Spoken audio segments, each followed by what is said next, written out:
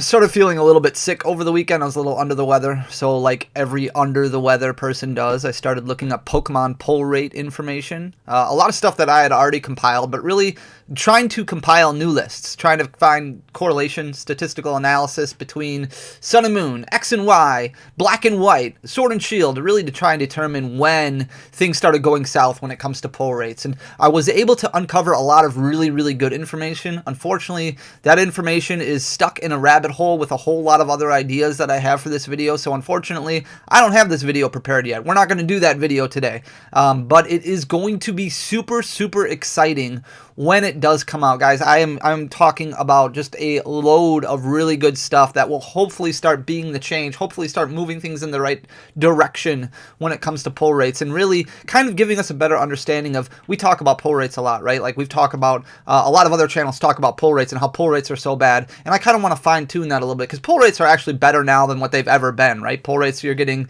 close to 8 ultra rares per set, which you've never gotten before, unless you want to go back to like the original WotC sets where you would get 12 hollows and you would consider that to be a pull. But right now, around 7.8, 7.75 pulls per set Vs or VMAXs or whatever you want to call it is really, really strong. But the problem is there's a lot of additional cards that are in the pool of cards that you can pull, which that's really where we need to kind of fine tune things. And I want to talk about that. Hopefully I'll have that ready for you guys on Thursday. But we're also going to have a lot of really good information and a lot of fun discussions involving Brilliant Stars. So with that being said, let's get to it.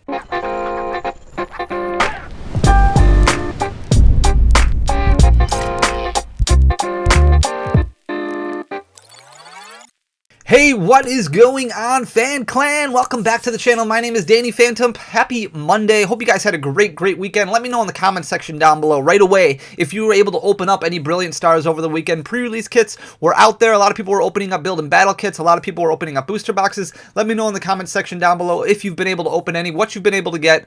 I'm really stoked for this set. I think that it is worth the hype. I think this set, from a collector standpoint, from a playability standpoint, it brings everything together. And with the announcement that regionals are coming back kind of officially with a lot of extra requirements, super exciting. We're going to finally start having competitive play resume, and this is the set that's going to bring it all back. So I'm super stoked for it. We're going to look at pre-order pricing today involving singles, kind of give you a better idea of what we expect pre-order pricing to fall to. So that way you can kind of spend your money wisely, make sure you're getting the most bang for your collection budget. And then we're going to look at a few cards in specific that I think that you might want to start paying attention to involving Brilliant Stars that you may want to pull out of your bulk when you're sorting as you're opening, because we've talked about that before, how you should really sort your cards as you're opening. It's a lot of fun to crack into packs, but it also can require a little bit of work because you want to be able to put that work in, kind of look at the artwork, put them in their proper piles so that way your bulk is properly sorted. But before we jump into that, I do want to remind everybody, next week Friday, the opening day of Brilliant Stars, the official opening day, we're going to be doing a live stream right here. We're going to have 50 winners, guaranteed ultra rares. Pack break. So we're going to open up a bunch of Brilliant Stars packs. We're going to have 50 different winners. Each winner is guaranteed to get an ultra rare.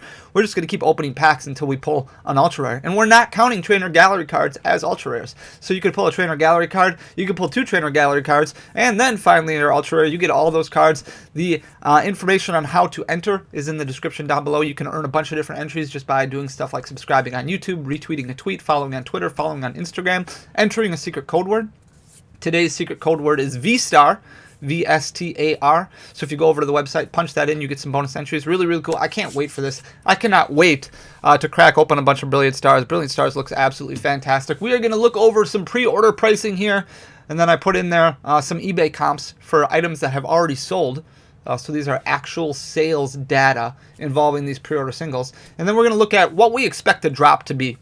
And I kind of did this a little bit differently. So I wanted to stick to kind of roundabout what we have seen based off of historical data, and then kind of pulling out any outliers and kind of just explaining why I think those might be a little bit of an outlier. So right now, Charizard V-Star, the Rainbow Rare, is selling for the most in the set from a pre-order price single. This surprised me a little bit. I really thought it was going to be the alternate art Charizard, but the V-Star Rainbow Rare for Charizard, $450 for that bad boy. We have had some recent sales on eBay, $395, $370, $315. I do expect this to drop. I expect it to drop fairly hard, so I put a 60% drop. I thought it would drop harder Charizard at first, but then I was like, well, it is still Charizard, so I don't think that this is going to drop too hard.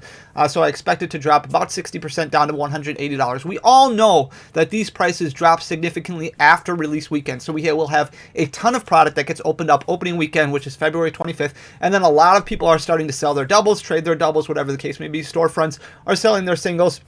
And those prices tend to drop as it's a race to the bottom, and we'll see how low these prices get. And then a week later, we kind of look at the prices and say, okay, this is how much this set has dropped. And then pick out any outliers and try and find a better understanding of where this set is headed.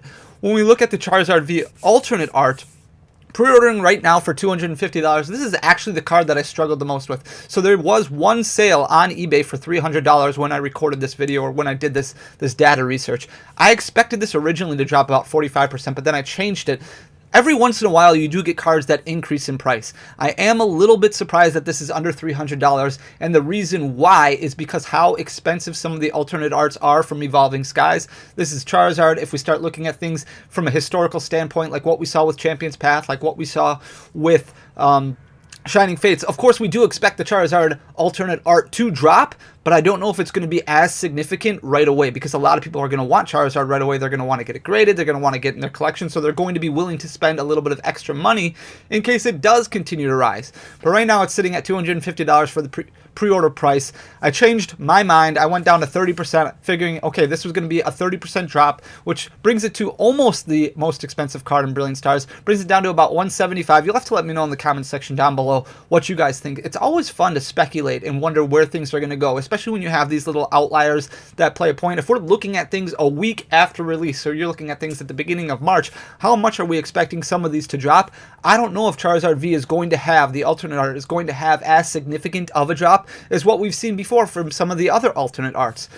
So I went with 30%. It wouldn't surprise me if it did increase a little bit in price, went to like that $275 price point. We have seen pre-order prices before be wrong completely, especially with like Reshiram and Charizard, the GX card. We've seen it wrong with Zacian V. We've seen it wrong with Jirachi from Team Up. Ended up being like a $20, $25 card right after release happened because it was so competitive. Now we have competitive connotations that are involved in this, so it'll be very interesting to see how things go. But to be safe, I went with a 30% drop. We'll see how likely or how accurate that is when it all comes down. The Galarian Zapdos, the secret rare gold card, is $200 right now. We've seen it sell for $60 and $50.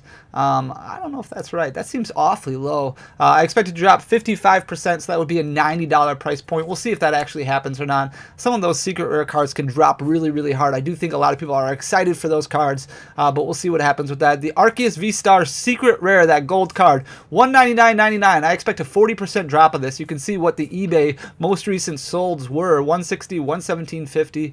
$125 and $127.50. So I expect it to drop to about $120. Let me know in the comment section what you think. Galarian Moltres and Galarian Articuno, those secret rares are selling for $175 and $150 respectively. So I'm expecting about a 45% drop for each of them, a little bit less than what we normally see, bringing it down to $96 and $82 respectively. The Charizard V Full Art, right now it's selling for $149.99.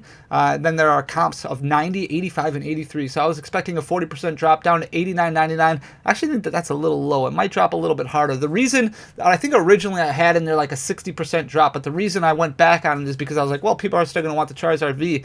I don't know if that's so accurate anymore, so I do expect it to drop a little bit more. Arceus V, the alternate art, $125 right now. It recently sold for $120, $110, $120, and $100. So this is a more in-demand alternate art card. So a 40% drop might be a little heavy, down to $75. We'll see if that's right or not. The Umbreon VMAX Trainer Gallery cards, I went hard on the drops for these because we have seen, based off of pull rate data that we've been able to compile so far, not nearly enough product being opened, but the Trainer Gallery cards are going to be very, very prevalent in the set. Now, I've seen some people say these are going to be $1 cards, $2 cards.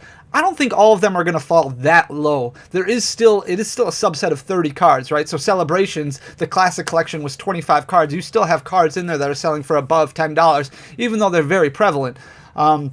But I do not see $125 for an Umbreon VMAX Trainer Gallery card. Even though it is my chase card of the set, I don't see it happening. So I put these trainer gallery cards to drop hard. I went down to 80% of a drop opening weekend, so that would bring this price down to $25. So if you are looking to add cards to your collection, be patient. Definitely don't buy pre-orders. Definitely don't buy opening weekend. Wait for things to drop a little bit because they are going to. A lot of product is going to be open.